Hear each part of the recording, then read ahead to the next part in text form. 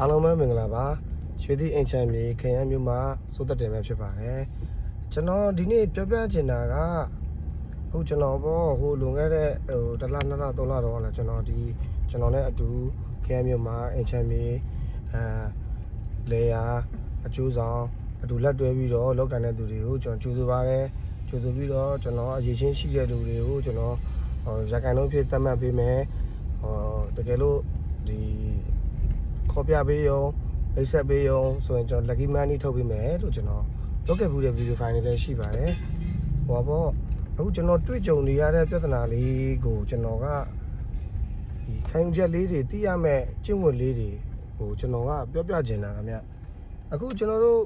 မြို့မှာပေါ့နော်အများမှာတော့ကျွန်တော်လည်းမသိဘူးပေါ့ကျွန်တော်တို့မြို့မှာကျွန်တော်ကြုံတွေ့နေရတာကိုကျွန်တော်ပြောပါတယ်ဒါပေမဲ့အခုကျွန်တော်ပြောတဲ့အတိုင်းလဲအကုန်လုံးဒီလောကအိမ်ချမ်းမြေလောကတွေဘယ်လောကပဲဖြစ်ဖြစ်ဒီလိုလေးတွေစီးလေးတွေစောင့်ထားရင်ပိုပြီးကောင်းတယ်ဆိုတာကိုကျွန်တော်က share လုပ်ပေးချင်ပါတယ်ဆိုလိုချင်တာကဗျာလူတွေကအခုလိုခေတ်ကာလကြီးပဲဖြစ်ဖြစ်ဘယ်ခေတ်ကာလဖြစ်ဖြစ်ငွေဆိုတဲ့အရာကိုမလိုချင်တဲ့သူမမောတဲ့သူဆိုတာမရှိပါဘူးကျွန်တော်တို့လည်းမမောတဲ့သူတွေပဲပေါ့နော်ဒါပေမဲ့ငွေကမမောလို့ရတယ်ဗျာကျွန်တော်တို့ဘယ်လိုငွေတွေကကိုယ့်ရဲ့အသုံးဝင်ပုံဘယ်လိုငွေတွေကကိုယ့်အတွက်အသုံးမဝင်ပုံအကျိုးမပြုပုံပေါ့နော်ကျွန်တော်တို့ဒီအင်ချန်မြေအကျိုးဆောင်ဆိုပြီးတော့ခေါင်းစဉ်အောက်မှာလုပ်မယ်ဆိုတဲ့သူပေါ့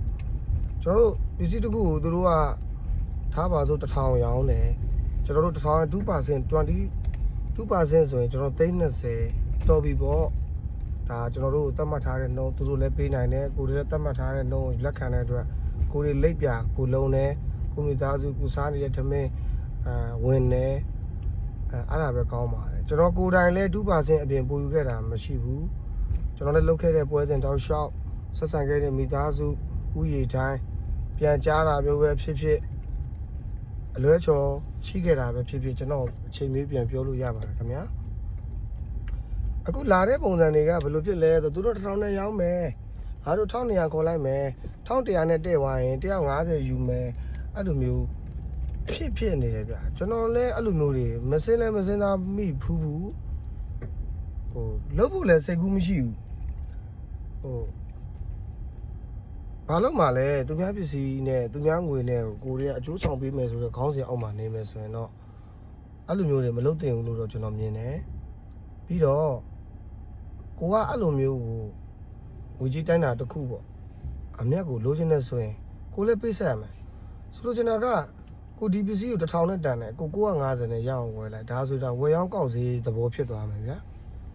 ကျွန်တော်ပေါက်ဈေးခေါ်ဈေးအော်ဈေးဆိုတာတွေရှိတယ်ဗျာခေါ်ဈေးအော်ဈေး1000 1050 1100ပေါ့အေးအဲ့မှာမှကျွန်တော်တို့ဝယ်ရောင်းကောက်ဈေးနဲ့ရရဆိုရင်တော့ကိုကအဲ့1100 1200ပြန်ရောင်းမော်အဲ့မြတ်ကိုယူပေါ့အဲ့လိုမျိုးလေးတွေကဖြစ်စေချင်ပါတယ်ဖြစ်စေချင်တော့ကျွန်တော်တို့တခါကျမဝင်ဘူးလားဆိုရင်တော့ဝင်တာပေါ့လူပဲဗျာပတ်စံနေတဲ့ဟာဒီနေရာလေးတန်းတာကွာဒီနေရာလေးကိုငါ900လောက်ရနိုင်တယ်ဒါမှသူရောင်းနေတာ900ကွာလုတ်ချင်မိတာပဲဟောဒါမတော်လောဘတွေကိုပြန်ဒါလုတ်ချင်နေမိတယ်ဆိုရင်ကိုကဝယ် तू ကအရေးချောင်းရှိလို့အရေးပေါ်900နဲ့ထုတ်ရောက်မှာကိုကငွေတက်နိုင်တယ်ဆိုရင်900နဲ့ဝယ်ပေါ့ဒါမှမဟုတ်ကိုကမတက်နိုင်ဘူးဆိုရင်ကိုဝယ်နိုင်တဲ့လူတယောက်ကို900နဲ့ကိုရအောင်ရောင်းပေးပေါ့ငါသူမ956ဟာရောင်းပေးပေါ့ကိုကအဲ့မှာရတဲ့ 2% ကိုယူပေါ့အဲ့လိုမျိုးလေးတွေပဲကျွန်တော်ကတော့ဖြစ်စေချင်ပါတယ်အခုကျွန်တော်နဲ့လက်တွဲကိုကမ်းလှမ်းလာတယ်လမ်းပြောတဲ့လူတွေရှိတယ်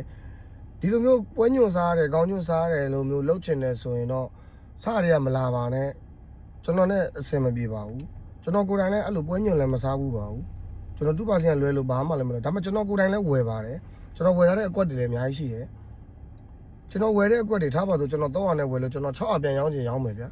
ဒါမြေရဲ့သဘောတဘာဝအချိန်တော့တစ်ခုတော့ယူရတာပေါ့အခုတော့ချက်ချင်းတော့ရောင်းလို့မရဘူးမြေကတော့တွက်ချက်ပြီးတော့ဟိုမြေကြီးလေးမုံမှန်ရတာမျိုးတွေရှိတယ်အကွက်ဖော်ရတာတွေရှိတယ်မြေဆိုလည်းဒီတိုင်းပဲလုပ်လို့ရတဲ့အရာမဟုတ်ဘူးပေါ့နော်ခိုင်မာအောင်ကိုယ့်ဘက်ကနေဘာတွေပေးဆက်ပြီးဘာတွေလှုပ်ထားပြီးမှပြန်လုပ်တာသူများပစ္စည်းနဲ့သူများငွေကိုပြန်ပြီးတော့အယောင်းဝယ်လုပ်ပေးတဲ့နေရာမှာပွဲတစ်ပွဲတက်အောင်လုပ်ရတာအကျိုးဆောင်တယောက်တော့မလွယ်ဘူးအဲ့မလွယ်ကူတဲ့အရာကိုလုပ်ပြီးတော့ရလာတဲ့ 2% သာလေသမင်းစားဝင်တဲ့အိပ်ပြောတဲ့လက်ပြတက်နေနဲ့စားပါလို့ကျွန်တော်အကြံပြုချင်ပါတယ်ကျွန်တော်နဲ့အတူလက်တွဲချင်နေဆိုရင်တော့ ကျွန်တော်သိသလောက်ပေါ့နော်မသိကျွန်တော်တော့မသိဘူးဆိုရင်လည်းကျွန်တော်ပြန်ပြီးတော့ share လုပ်ပေးပါမယ်ကျွန်တော်တို့ဗီဒီယိုပိုင်းတွေ edit လုပ်ချင်တဲ့လူမျိုးတွေလည်းကျွန်တော်ပြန်လဲပြီးတော့ကျွန်တော်ကိုယ်တိုင်လည်းသင်ပေးနိုင်တယ်လို့ဟိုကျွန်တော်လည်းလေ့လာနေတဲ့ဖြစ်တော့ကျွန်တော်မကောင်းတဲ့နေရာတွေလည်းကျွန်တော်ညွှန်ပေးလို့ရပါတယ်အတူတကွလက်တွဲပြီးလောက်ကန်ခြင်းနေဆိုရင်ဖိတ်ခေါ်ပါတယ်အကျိုးဆောင်ကောင်းတွေကို share လေးနဲ့ဝင်ခြင်းနေဆိုရင်လည်း share အဖြစ်ကျွန်တော်တို့ဝယ်မဲ့အကွက်တွေထဲမှာထည့်ဝင်ပါဝင်ခြင်းနေဆိုရင်လည်းဆက်သွယ်စုံစမ်းမေးမြန်းနိုင်ပါတယ်ငွေသေးဆိုလည်းဘလို့အတိုးနှုံးထားနေနဲ့ကျွန်တော်ဘလို့လက်ပတ်ပေးလဲဆိုတာကိုအသေးစိတ်လာရောက်တိုင်ပင်ဆွေးနွေးနိုင်ပါတယ်ခင်ဗျာအခုခေတ်ကလာမကောင်းတဲ့အထက်မှာကျွန်တော်တို့တွေလက်ပြတန်တန်လေးလူပိတစွာနဲ့ဘယ်ရမစို့ရှင်သန်နိုင်ကြပါစေလို့ကိုချင်းစာတရားအပြည့်နဲ့ရှင်သန်နိုင်ကြပါစေဆိုပြီးကျွန်တော်ဆုတောင်းပေးပါတယ်ခင်ဗျာကျေးဇူးတင်ပါတယ်ခင်ဗျာ